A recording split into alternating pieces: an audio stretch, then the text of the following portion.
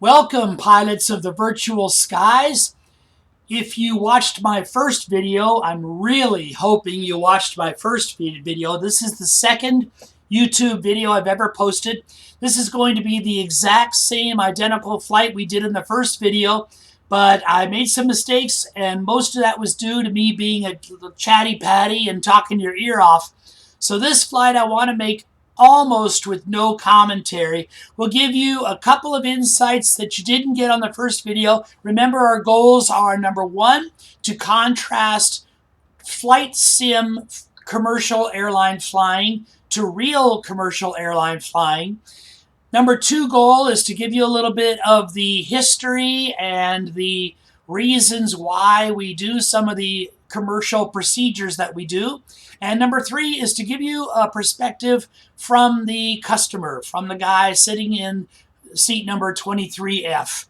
Anyway, so in hopes of doing that, a couple of changes for this flight. This time I'm going to put on that generic cabin crew voice pack and leave the cabin door open so you can listen to all the cabin announcements again. I think that really adds a level of immersion and reminds you that you're just not a monkey flying a piece of technology, but you've got paying passengers in the back. And secondly, touch on a couple things that we missed the first time, but pretty much an identical flight. I really hope you go back and watch the full first video in its entirety. I know it's an hour and a half long. This one won't be near as long because it won't be talking as much. But that way, this flight will be almost in silence, and you can mentally reference yourself to what we did last time. Enjoy.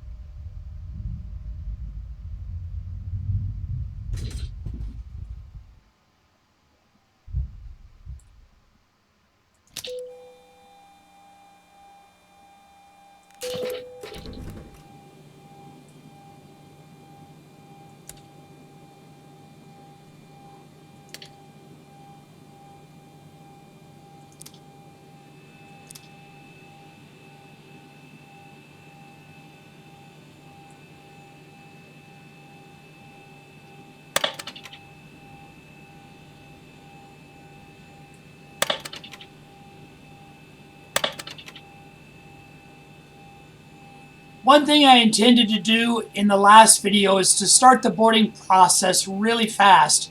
I waited a little too long in the last video. So we'll get the air conditioning packs on to give a comfortable cabin environment.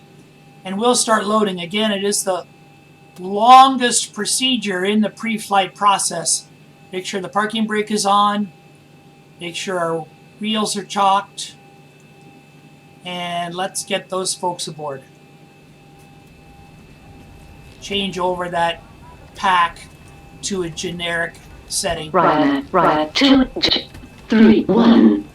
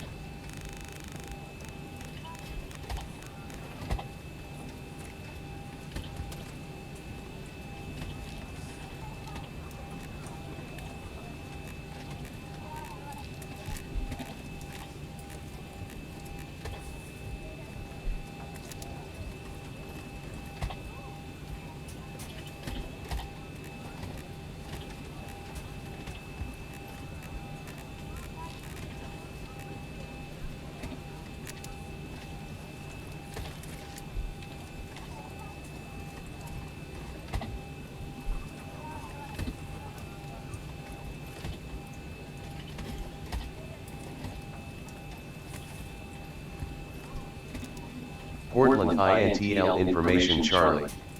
2000 Zulu weather. Wind calm, visibility more than 10. Sky conditions 4,600 broken, 16,500 broken, 43,000 few, temperature 13, dew point 4.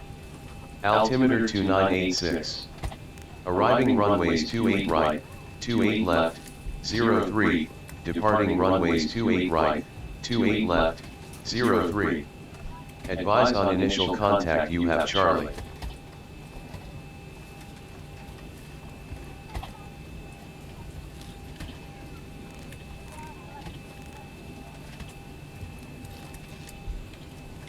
Portland INTL information.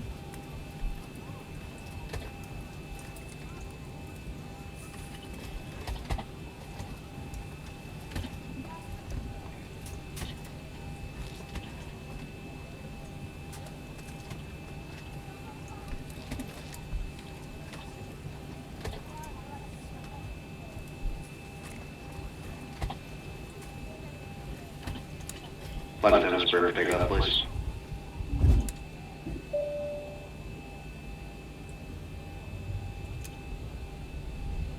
Okay, the cabin is secure. Have a good flight.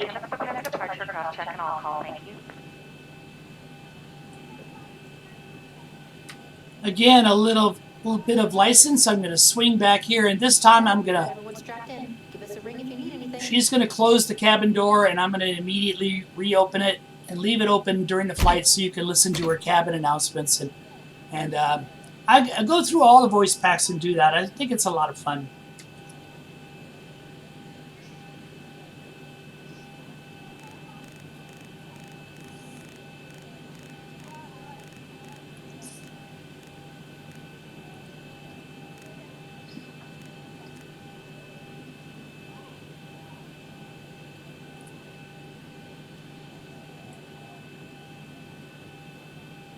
Boarding door has been closed. Once again, we do need all passengers to remain seated at this time. Please double check the security of your seatbelts.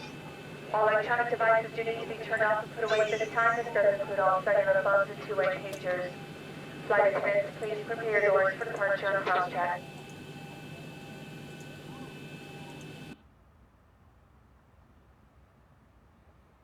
The cockpit plan acknowledged. Call me to the menu when you are ready. Portland INTL delivery. Good afternoon. U.S. Air Fortree request IFR clearance to Vancouver as filed.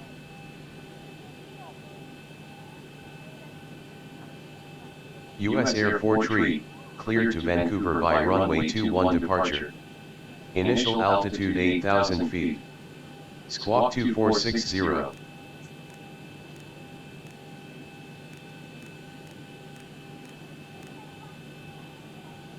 Cleared to Charlie Yankee Victor Romeo by runway 21 departure. Initial altitude 8,000 feet. Squawk 2460, U.S. Air Fortree. U.S. Air Fortree, read back correct. Contact ground on 132.275 when ready for startup. The video screens located throughout the cabin for an important safety demonstration on our board. Portland INTL ground. U.S. Air Fortree request startup and pushback.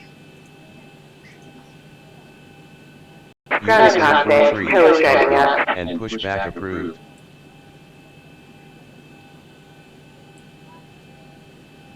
Startup and pushback approved.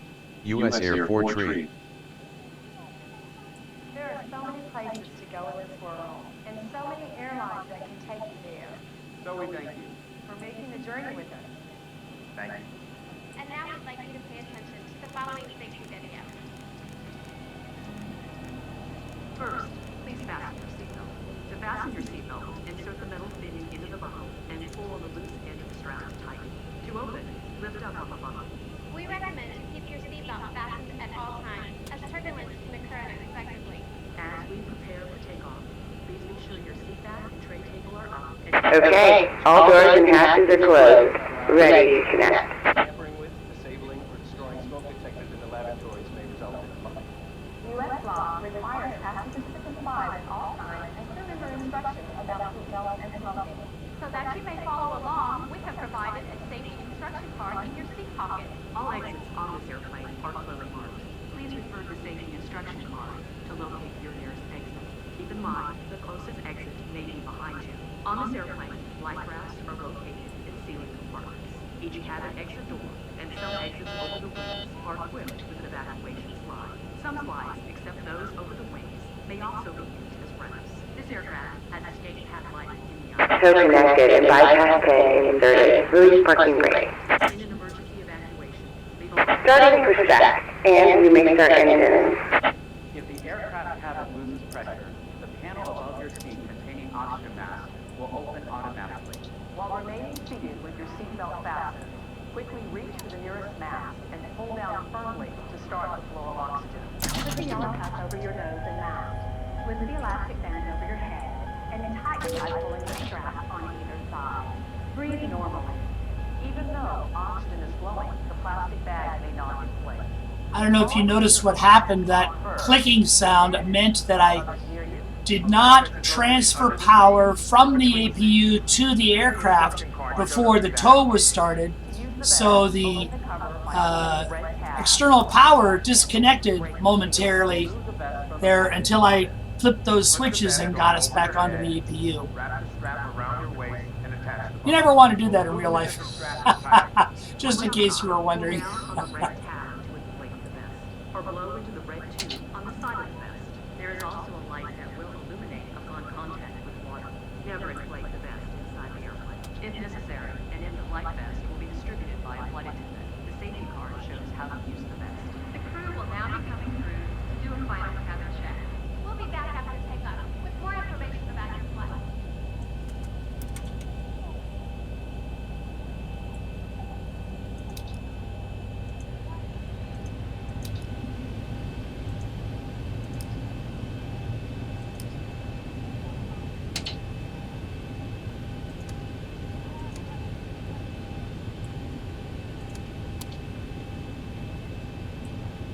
One more time, no more texting, coffee, everything has to be in airplane mode or powered off at this time, please.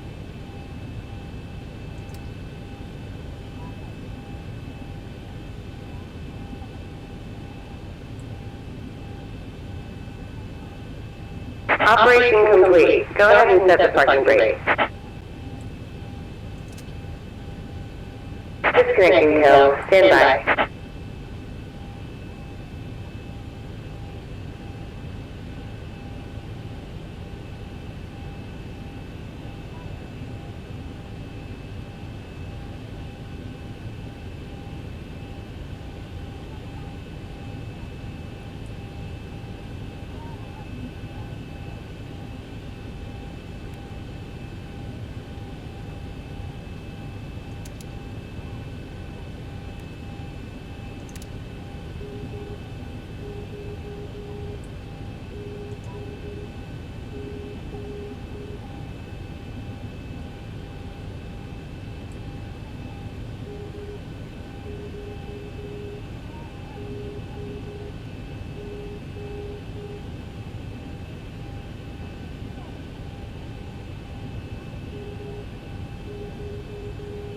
Tow is disconnected and bypass pin has been removed.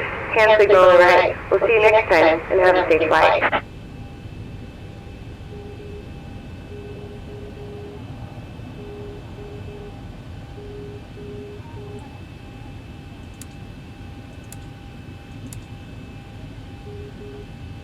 Portland INTL ground. Good afternoon. U.S. Air 43 is ready for taxi. U.S. Air 43, taxi to runway 21. Contact tower on 123.750 when on holding point. One thing I didn't emphasize on the last video that I had meant to is the importance of clearing the airspace before takeoff.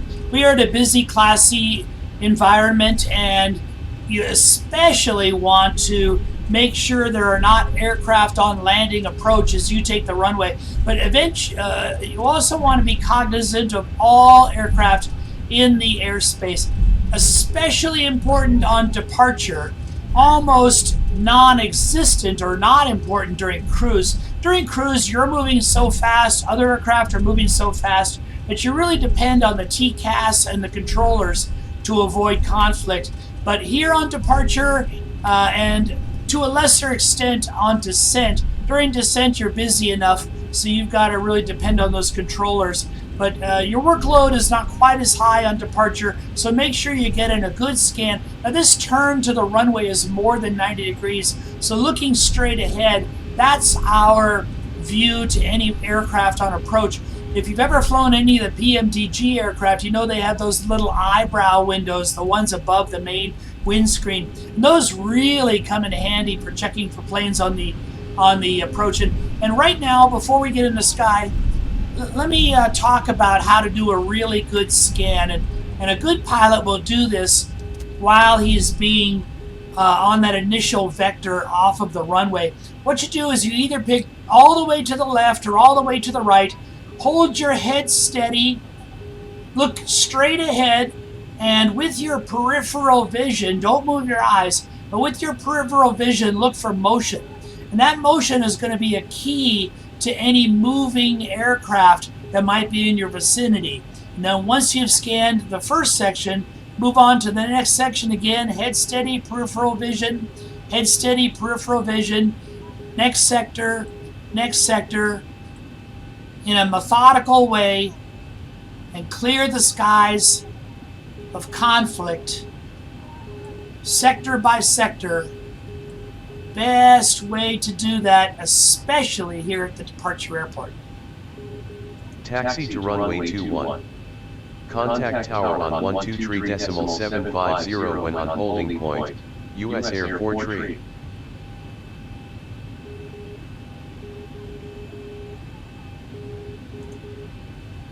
Portland INTL Tower, good afternoon, U.S. Air 4 tree on holding point of runway 21, ready for departure.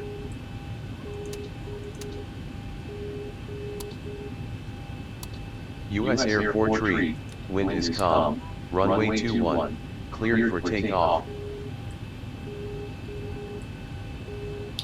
Another thing we didn't cover in the earlier video is that we don't want to do this at the gate because the emissions can be harmful to ground personnel. But here just before takeoff, I'm going to turn on the weather radar on the pilot not flying side, and I'm going to turn on the terrain radar on the pilot flying side. There are some 300-foot hills right off the end of the runway. I want to have good situational awareness of this terrain. So you don't do it at the gate, but here at the runway it's great. Also, from a simmer's perspective, these can be frame killers. You don't need the terrain radar. Once you're a couple thousand feet up in the sky, it becomes irrelevant. And on a clear weather day, you don't need the weather radar. So I turn those off just after takeoff to save our frame rates, and because that's what you would do in real life. Cleared for takeoff runway 21, U.S. Air 4 tree.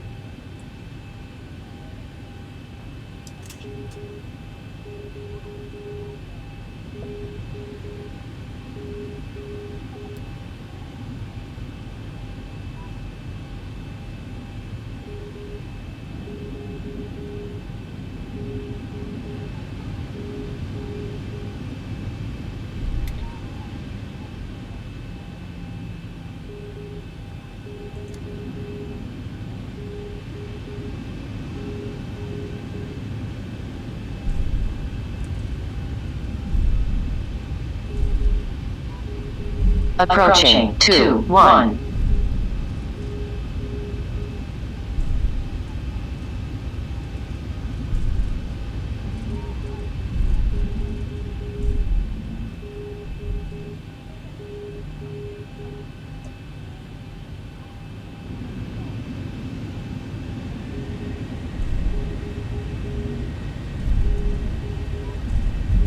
On runway 21.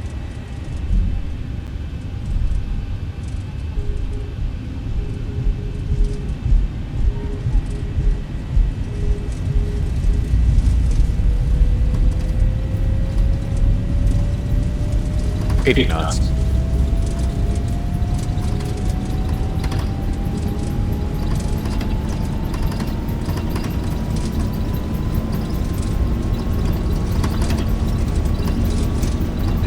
180. 1,000 feet remaining. Positive rating.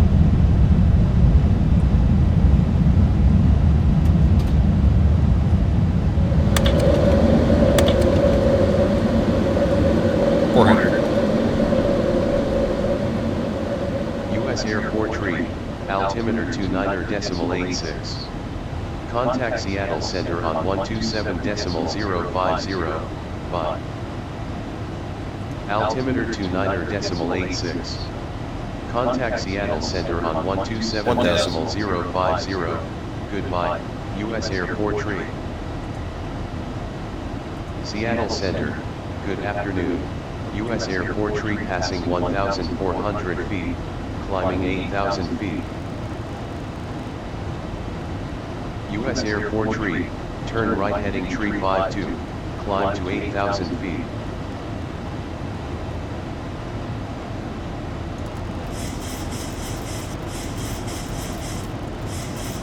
Turn right heading tree 52, climb to 8,000 feet, U.S. Airport tree.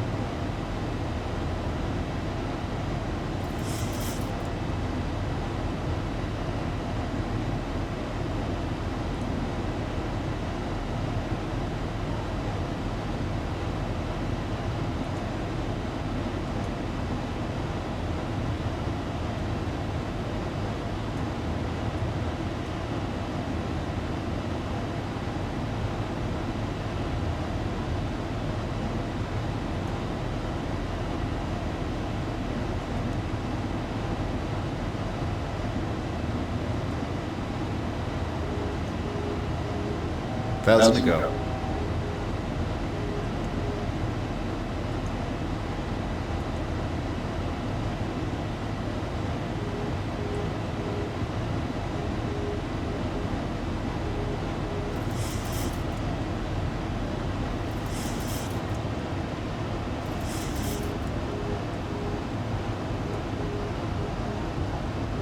Seattle Center, request cruise altitude change to flight level 240, U.S. Airport tree. U.S. Airport tree, climb flight level 240.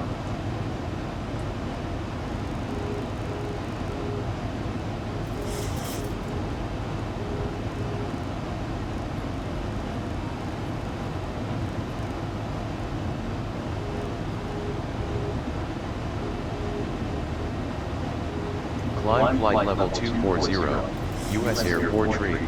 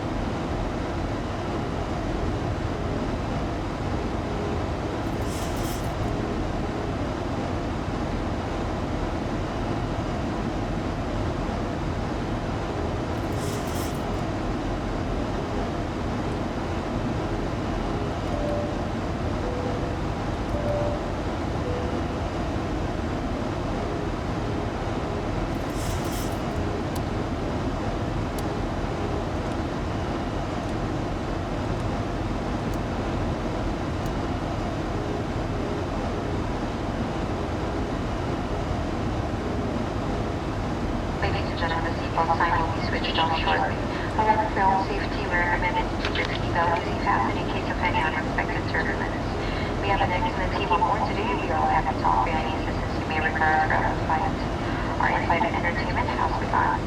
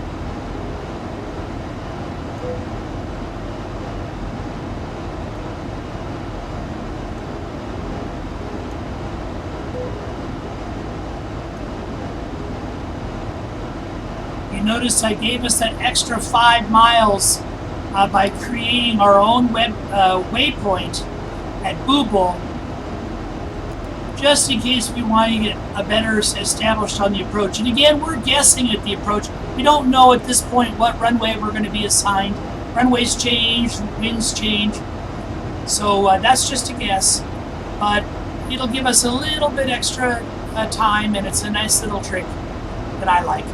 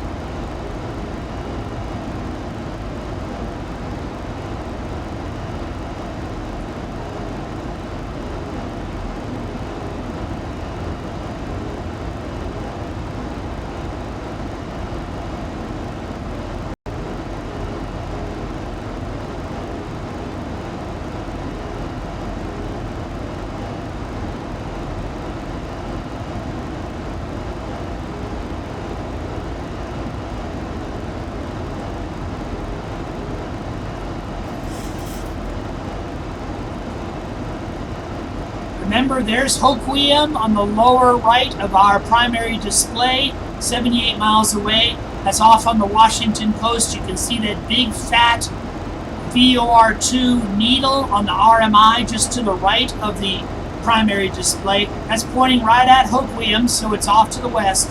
And then the other VOR, VOR1, that's the thin little arrow. And you can see the VOR1, that's to Olympia, capital of Washington State. That's 47 miles straight ahead. Or not straight ahead, just a little bit off on our left.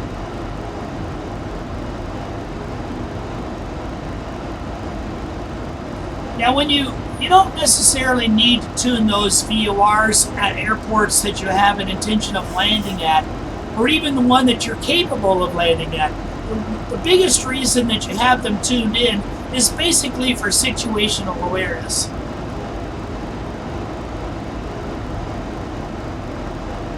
Right now we're in some cloud. On any flight, you're listening to the radio chatter. You might hear other pilots request a deviation from their assigned altitude.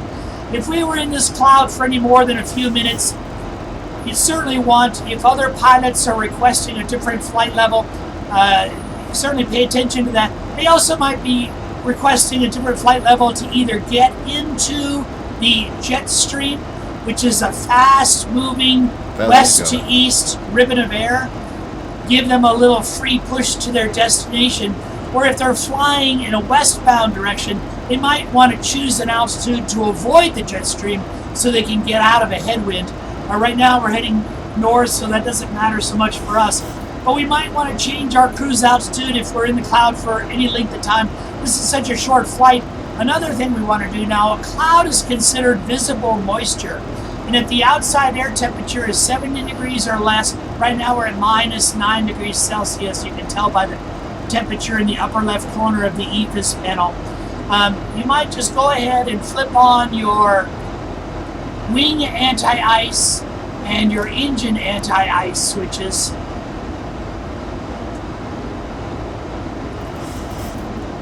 During the descent, I will turn those off. You're not going to be in the air very long to need them. But here in the cruise, we can leave them on. Okay, we are at our cruise altitude. One thing we didn't do during the last flight is we can let our flight attendants know, talk to the folks and turn the seatbelt sign off for a little bit. Ladies and gentlemen, once again from the flight deck, we'll level off now at our cruising altitude. We're going to go ahead and turn off the fasten seatbelt sign. I'd like to kindly ask if you are saving your seats to keep those seatbelts comfortably fastened for your safety. 640 short on and reliable. No easy delays either. Stay quiet up here. Have you enjoyed the flight and the service? Once again, welcome aboard.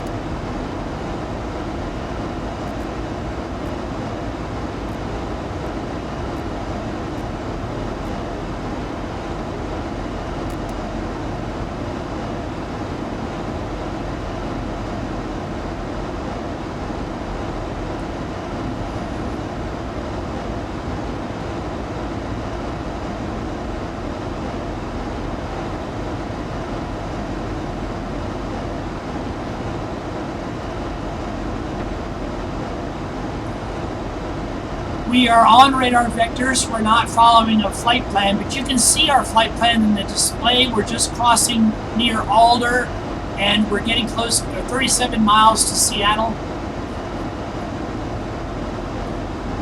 If we're close enough, the computer will automatically flip over to the next waypoint, even if we're not following the established flight path. But remember, if we're a little further away, the computer doesn't necessarily know, and it's going to try to get us to fly to Alder before we go to Seattle. So we might have to, if the computer does not recognize that we're flying over next waypoint Seattle, we might have to manually go in and just select the next waypoint, which in this case would be PAE, put it in the scratch pad, and then move it up to first in line, just to keep the tracking, keep the flight progress of our planned flight in reference to our vectoring that we're getting right now.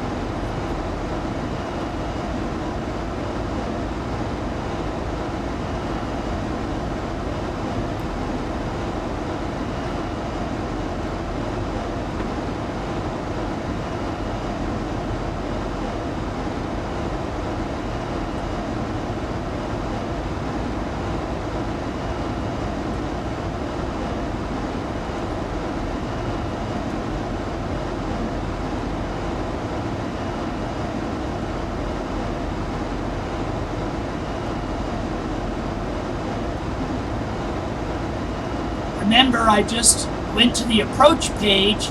I double-clicked on 40 degrees of flaps and approach speed of 141, and by double-clicking on that, it moved that information from the FMC over to my primary flight display. It's there in the lower left corner. And as I'm reducing speed, lowering, dropping in altitude, and on my approach, I'll always have that reference where I want my flaps and what our approach speed is. Usually the last speed I'll dial in will be 5 knots faster than that 141. I like to have a little bit of extra insurance, a little bit of extra cushion in case there's a last minute wind gust. Give yourself 5 knots extra on that reference speed.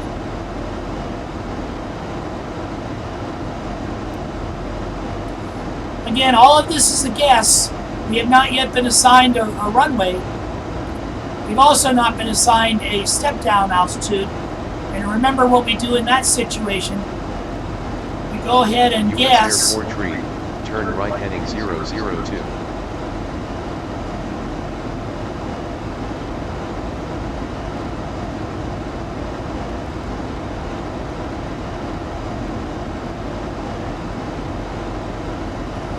I'm going to guess 15,000. I'm going to put 15,100 as my little memory aid to tell me that I haven't been cleared for that yet.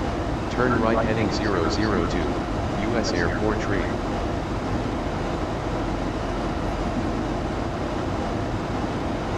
Remember that altitude's not going to take effect until I hit that level change button.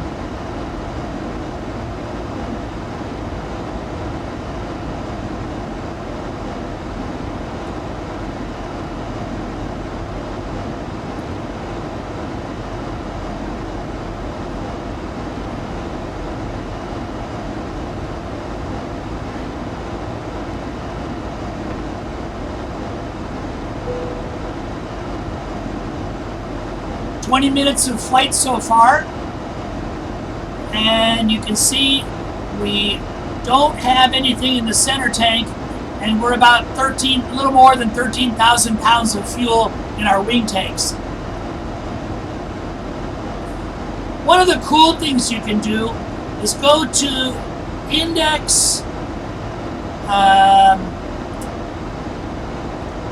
Takeoff, and here's Economy Cruise. Now we're at flight level 240. If we wanted to optimize our performance, the flight level 277 would be the best flight level to be at, and it will tell us at this rate the fuel we have on landing should be at 11.7. Now, if we deviate from our flight plan, or if we change our performance in any way, that number is going to automatically change as U.S. Airport conditions. Descend to flight level 150. 150. How about that? We guessed correctly.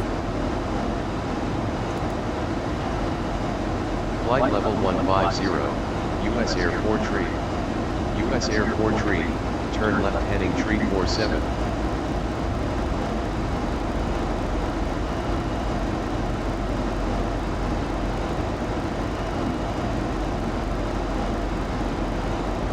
Turn left heading tree 47.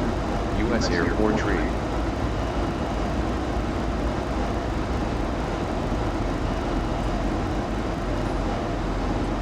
$700, 650 feet per minute descent. That's not a good enough descent. Go ahead and go into the vertical speed. Kick up our descent a little bit. He's expecting at least 15, well, in the vicinity of 1,500. I always like to give him just a little bit more than 1,500. When they say descend, they really want us to descend. If we were on our flight plan, our top of descent wouldn't be coming, a TD on the display, wouldn't be coming until after we crossed over paying PAE VOR. But, you know, we're under vectors, so we follow those vectors. We don't know necessarily why we're being vectored. Remember, there might be other traffic conflicted traffic. There could be other reasons. So we'll follow the vectors, but we'll always keep our planned course nearby in case we lose radio and we have to go to our plan.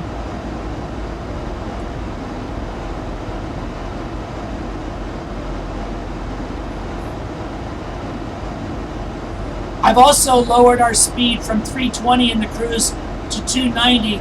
Remember, we want to be below 250 at that 10,000 foot threshold, and we want to make sure we're in the 230 range before we start engaging our flaps and eventually our landing gear.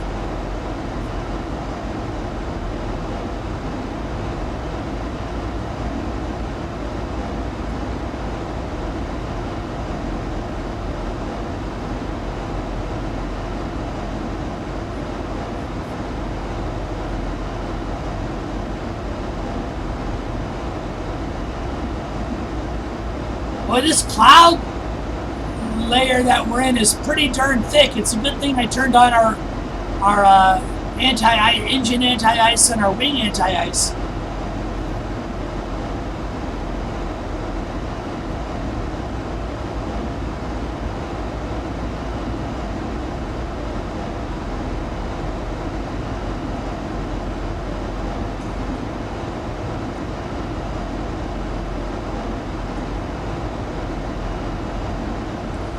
You notice I set in the barrel. I turned the knob on the left-hand side of the MCP over to the barrel setting, and I set in 205. Field elevation at Vancouver, remember, is 5 feet.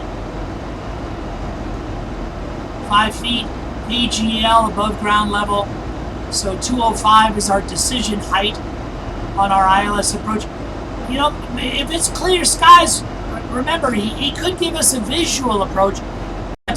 Even with the visual approach, if the air is less, why not use it? So even ILS approach, you know, use the thing.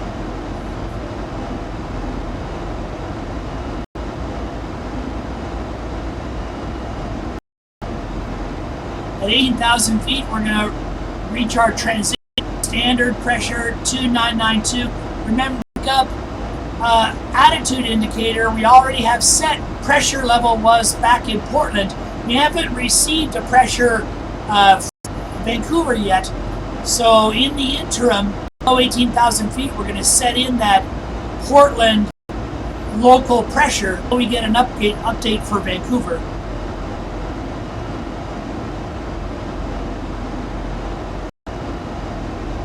U.S. Airport tree. Expect runway 26 left. Expect runway 26 left. U.S. Airport tree. Okay, we've been given a change of runway to 26 left. You remember that's exactly what happened last time. But again, we are flexible, and those things happen. So we will deselect runways 8 right, and we will select 26 left, execute.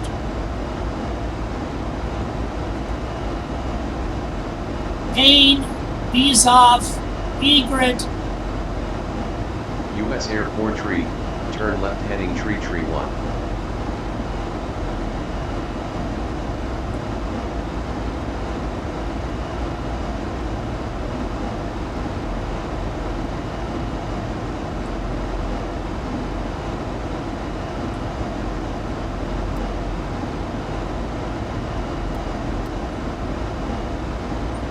I'm going to get rid of all this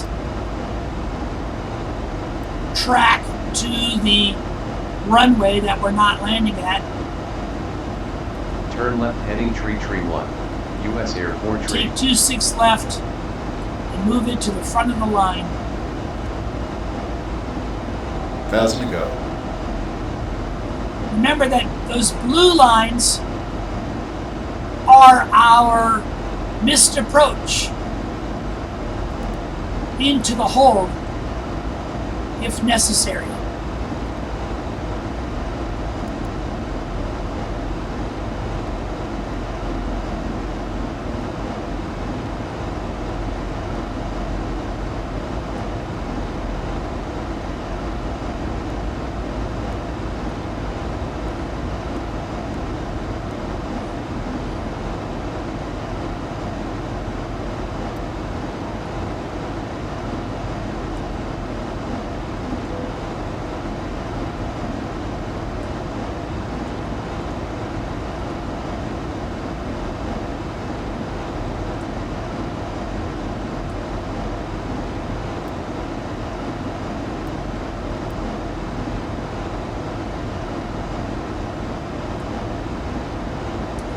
Okay, I'm going to guess that our next step down is going to be 6,000 feet. Again, only a guess.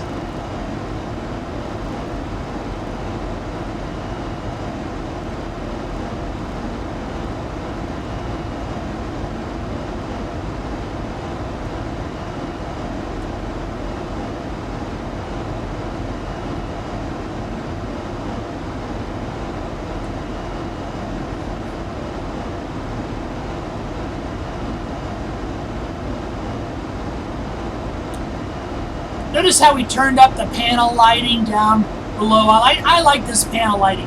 Go to this panel light switch, especially the lower one, and move those over, even in the daytime.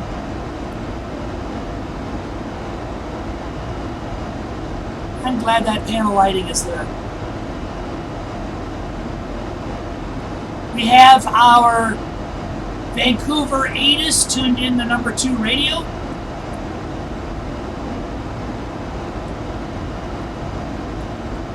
.26 left is at course 264 and frequency 110.7.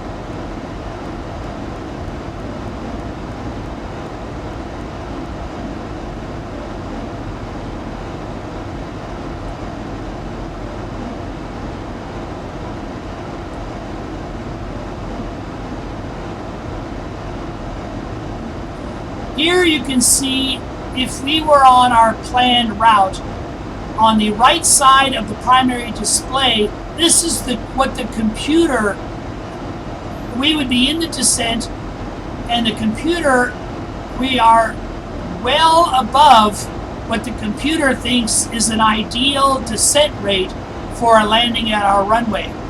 If we were descending on our programmed route, we would want that diamond moving into the center area, and we would, if we were not on vectors, we would be following that descent profile, and if we were using the LNAV and VNAV buttons here at the top, that would tell the computer to follow the pre-programmed route on LNAV and the pre-programmed descent on VNAV.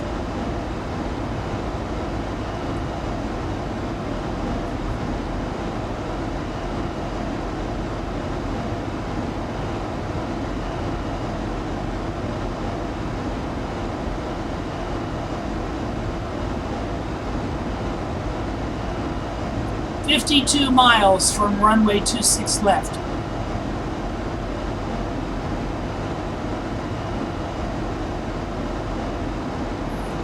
Watch the caret on the primary display and the caret over here on the pre-programmed route, and that's the glide slope, the pre-programmed computer glide slope. It's not receiving transmissions from the ground. There's no radio involved in that. That's just what the computer thinks we should be on. Descend to 7,000 feet. Altimeter 29.86. Transition level 120. Okay, we've been cleared Descend to 7,000 feet. Altimeter 29.86. Transition level 120. U.S. Air Fortree. We're going to have our folks buckle up.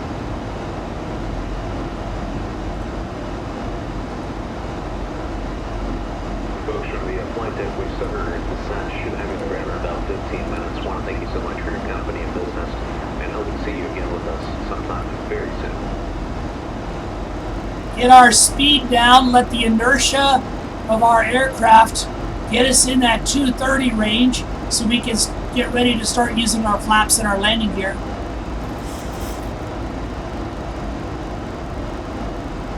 Monitor our vertical speed.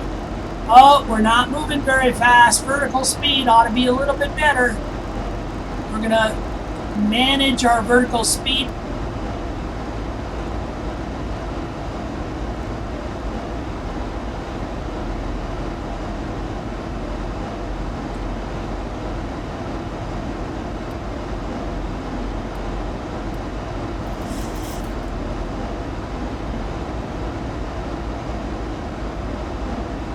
U.S. Air Fortree. Altimeter 29.86 hectopascal. Contact Vancouver INTL approach on 125.200. Expect runway 26 left to land. Bye. Altimeter 29.86 hectopascal. Contact Vancouver INTL approach on 125.200. Runway 26 left to land. Goodbye, U.S. Air Fortree.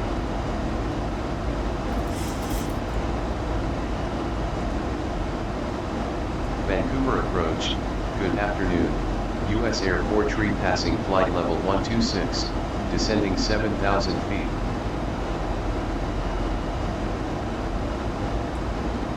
U.S. Air Fortree, descend to 7,000 feet, altimeter 29.86, transition level 120. Descend to 7,000 feet, altimeter 29.86, transition level 120, U.S. Air Fortree. And remember, because even though we might be assigned a visual approach, I'm going to be using the ILS because I can. And on our backup attitude indicator, I'm going to hit this little APP or approach button on the upper left-hand side. And that's going to give me, when we pick up the radio signal, it's going to give me lateral guidance here along the bottom. And it's going to give me glide slope guidance along the right-hand side, just in case we should lose our primary display. Again, every advantage you can give yourself Just like using those VORs, every advantage you want to take advantage of.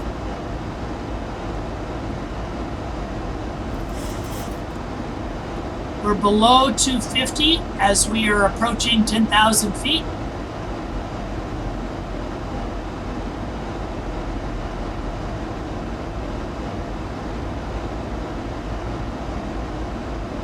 U.S. Airport tree, turn right heading tree 47.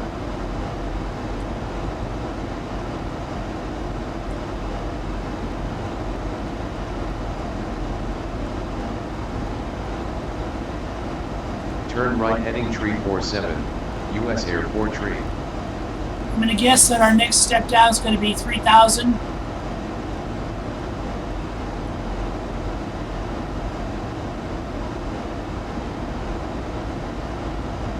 U.S. Airport tree, descend to 3,000 feet. 3,000 feet, U.S. Airport tree. I guessed correctly. You know, sometimes, I hate to make light of flying a $1 million airplane, but sometimes you can make a game out of it. You know, enjoy yourself a little bit and see how close you can guess to what the controller might give you. It's kind of fun.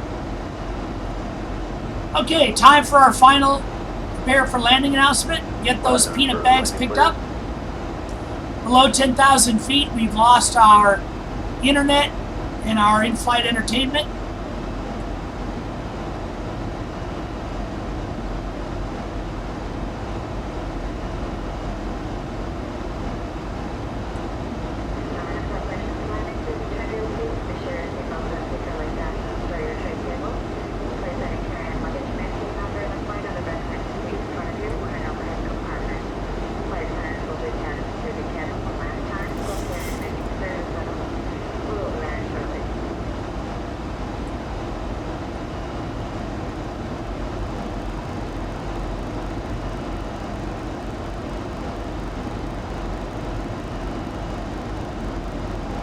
U.S. Airport tree, turn left heading 298.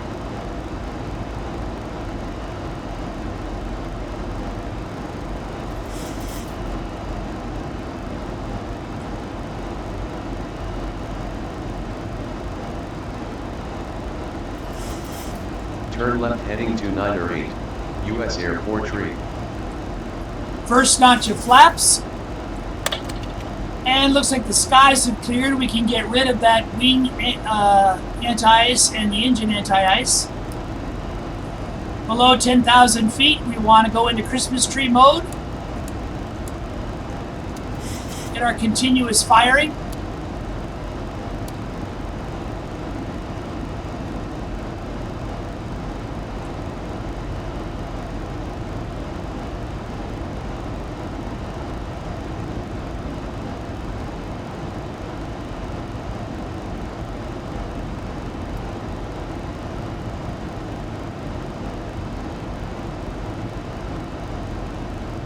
And another notch of flaps.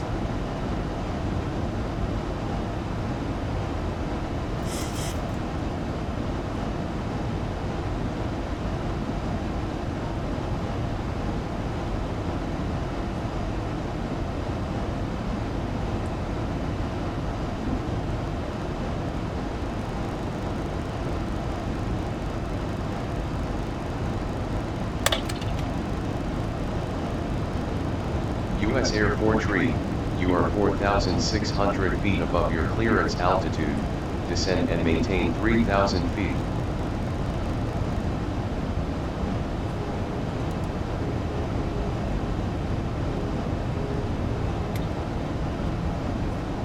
Descending 3,000 feet, U.S. Airport tree. U.S. Airport tree, turn left heading 288.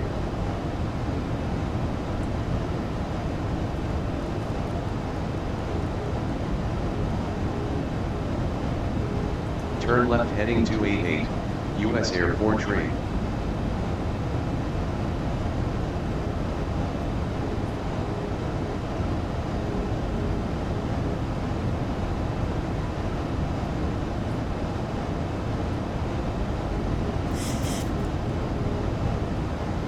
We picked up our radio guidance from India Foxtrot Zulu 264 on our ILS course. That's what we have dialed in.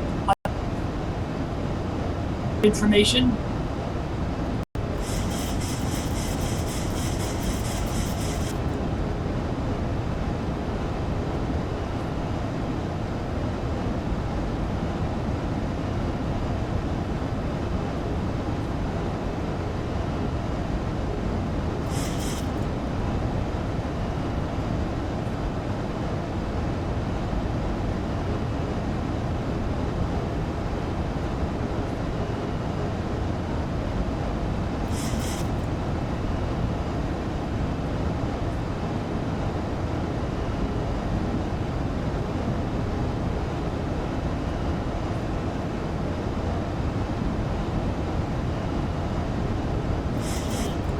Look, straight ahead is downtown Vancouver. You can see the Skydome Sports Stadium. That inlet of water, I'm not sure what the name of that inlet of water is, just beyond the city, but that's where the cruise ships come into dock at a place called Canada Place. Okay, looks like our localizers coming in. We're going to go. VOR localizer, we have that locked. Glide slope, and we're going to go to Command B. Another notch of flaps, landing gear coming down.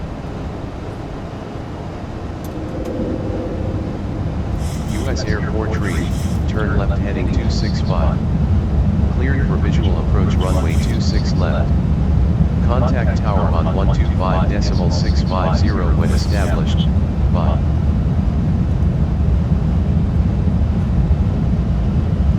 Turn left heading 265. Cleared for visual approach runway 26 left.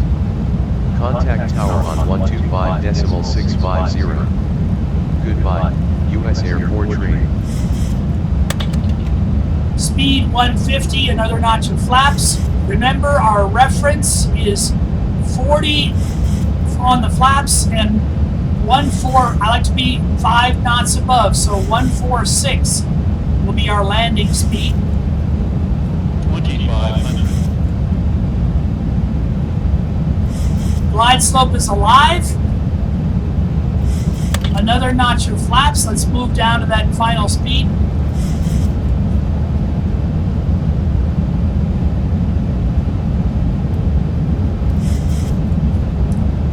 We have different range set on our primary display and on the pilot not flying display. That's always nice to have if you have a different range setting on each of your displays.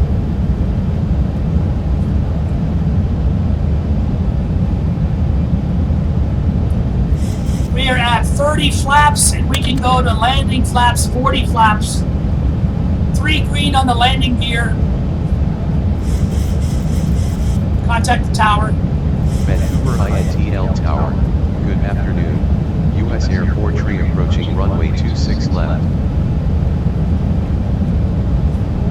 U.S. Airport Tree, identified. Continue your approach.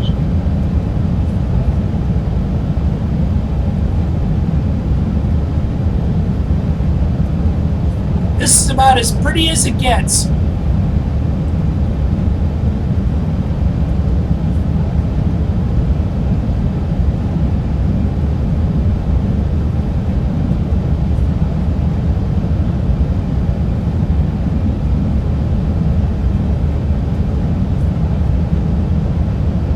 In my last video, I talked about how I love automation.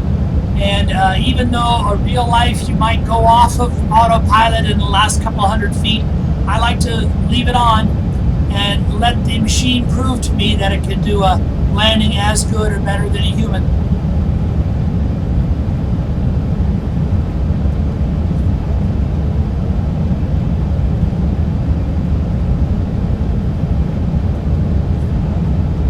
Decision height 205.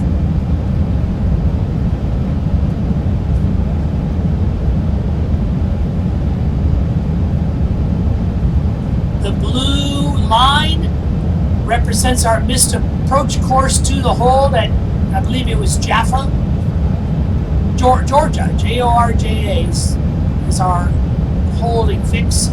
double blinking of the lights, and land 3. Land 3, that is the best automated landing you can expect. Notice that not only is the computer going to control the flare as we touch down, it's also going to control the rollback. I'm going to go ahead and arm speed brakes, this little lever right here. Go ahead and pull it up and move it back just a little bit. That arm speed brake light should illuminate. What that means is that when the wheels touch, the speed brakes are going to engage. Runway 26 left. Clear to land. Clear to land. Clear to land. Runway 26 left. U.S. Air 43. We're on maximum brake setting, but we're probably going to dial that back once we get our reversers in and we determine how much runway we're going to use. Approaching 26 left.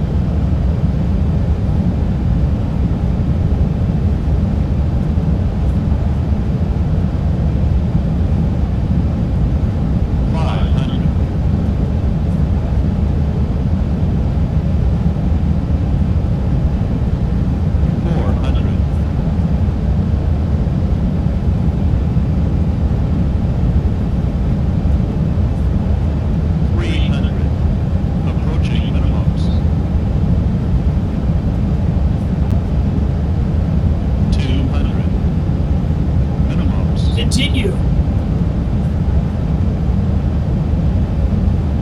100. 50, 40, 30, 10. And we're on the reversers.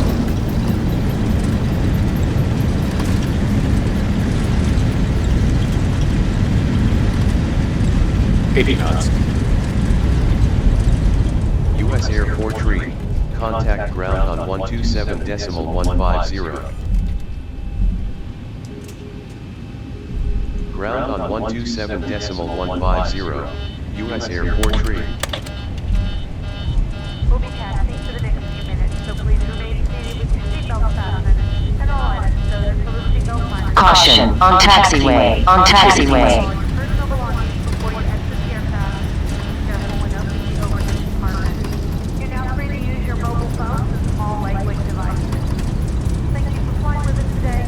We hope you've had a pleasant experience and we look forward to welcoming you again on another flight. Ooh, we blew a tire. Oh, goodness. Even with the automation, we blew a tire. Oh, goodness. Oh, sorry about that. Anyway, let's get up here and get the APU running. Turn off our Christmas tree. Get out of continuous fire mode. Get the strobes off.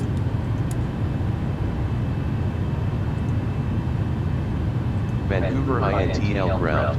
Good afternoon. U.S. Air 43 on runway 26 left. U.S. Air 43, taxi to parking commuter turboprop. He wants me to go to a commuter turboprop parking area. I am not going to park at a commuter turboprop parking area. I want to get just like we departed from. Air 43. So even though we have a blown tire, and the airplane's going to be a little hard to steer, I'm going to go find a gate. Oh, see our blown tire there on the left-hand side? That's a shame. That probably cost the airline a couple $100 right there. Okay, how about 42 right here? We've been miraculously cleared to gate number 42.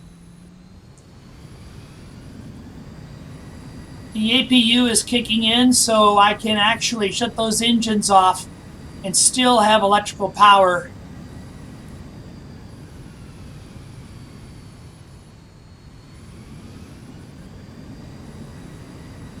Meanwhile, the ground crew can get to changing that tire for the next flight.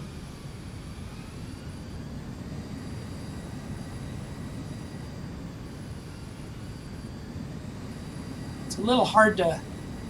That's why I'm using the outside view. It's a little harder to get perfectly lined up with that blown tire. Okay.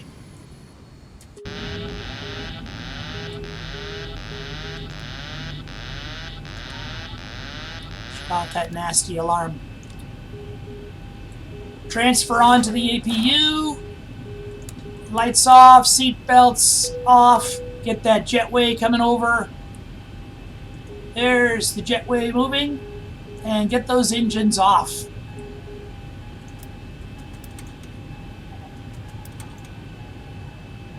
Not going to worry so much about some of the cleanup, but we want to get those doors open so our folks can deboard. We'll terminate our flight leg. And the same thing as the last flight. Not fully sure of all the intricacies of getting those doors open. Hope you enjoyed this flight as much as the last. I hope with the combination of the two of them that you got a little better insight than you had before. And I will wish you a good day. Happy flying in the virtual skies.